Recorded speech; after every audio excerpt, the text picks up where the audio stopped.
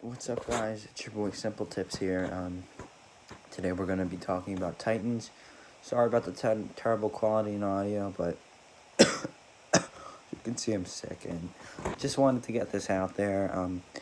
So Titans, if you don't know what that is, it's a show about the Teen Titans. Generally, they're depicted on animation, but for this time they were live action. It is on the DC universe. It's like the third quarter of the year, and it's like a 12 to 13 season. Just finished their second season. This is a rant on the show in general, but mainly on the finale of today. So let me just break down what the Teen Titans are so you can understand. Now, people have been saying that season 2 is good. I think the Titans sucks, and this is why. In the comics, Teen Titans are a team of sidekicks, and what's depicted there and what's depicted here are two different things. Because when I hear a live action Teen Titans, I hear a live action group of superheroes, a team, and that's not what you're getting. Season 1, you're getting just an over graphic, gory thing for no reason. That was very boring and uninteresting, and it was mainly the Robin and Raven show with Beast Boy. No Cyborg, still no Cyborg, which they have in that universe. But season 1 was just the main four, well, really just two, but it was setting up Trigon. My problem with season 1 is that it sets up, it has a clear image of where it wants to go, and then it sets up this huge thing. And inconsistency is the show's biggest problem, because they set up this whole thing, and then in season 1, they have Trigon at the very end. He doesn't do anything. He just puts Dick in an alternate reality, and then for the finale, that's all we're in. So then season 2, I thought, okay, now they're gonna take this, which was a flawed show, and they're gonna make it good. They're gonna fight Trigon. Very first episode, they just rushed through all the Trigon stuff. And it just kind of makes you think, are there different writers every week? The inconsistencies of this show is not good. It makes it unenjoyable, and it just makes you disappointed because it sets up things and it doesn't follow through. And that problem is echoed through season 2, which is, in my opinion, probably the popular opinion, the better, more superior season. So tone was a big issue. They fixed tone. A lighter show, still at points a little too graphic, but it's fine, it's good. But we're still not getting that team. There's no team. They say there's going to be a team from the very beginning. They set up Slade. This whole season they've set up Slade.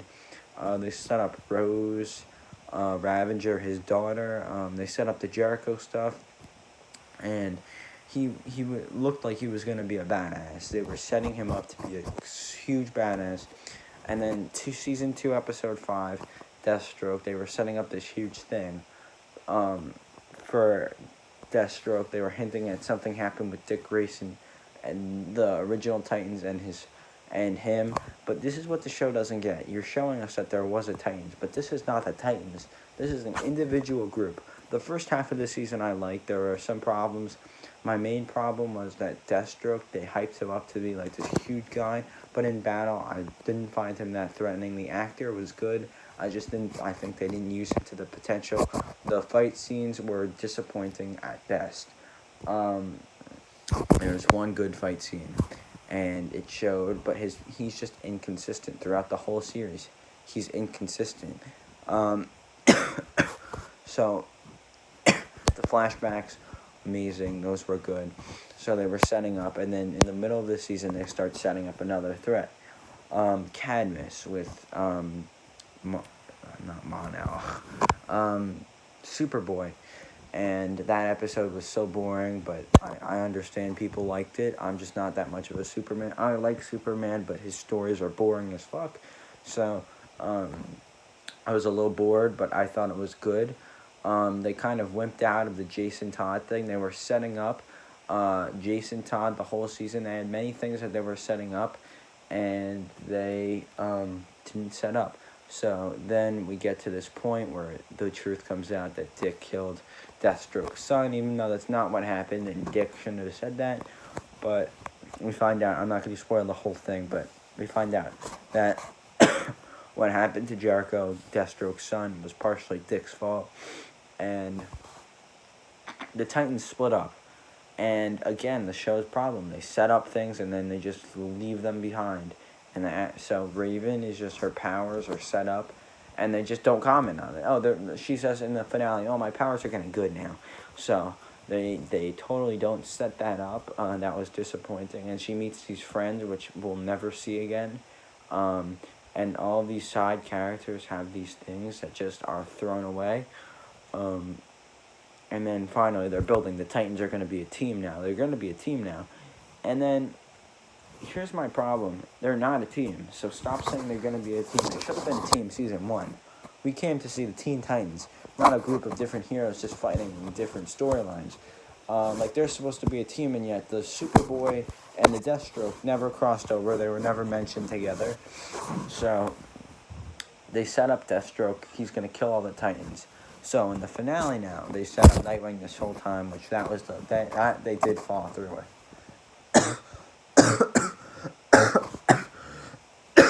I forget. Sorry about this. Sick. So they set up Deathstroke versus Nightwing, and that fight was disappointing at best. Nightwing, I understand him being much powerful, but Deathstroke is supposed to be. This is Deathstroke, superhero, super healing. And I don't think they're going to bring him back. If they do, that's great, but I don't think they are. They just have this disappointing fight. He's killed so inconsistently.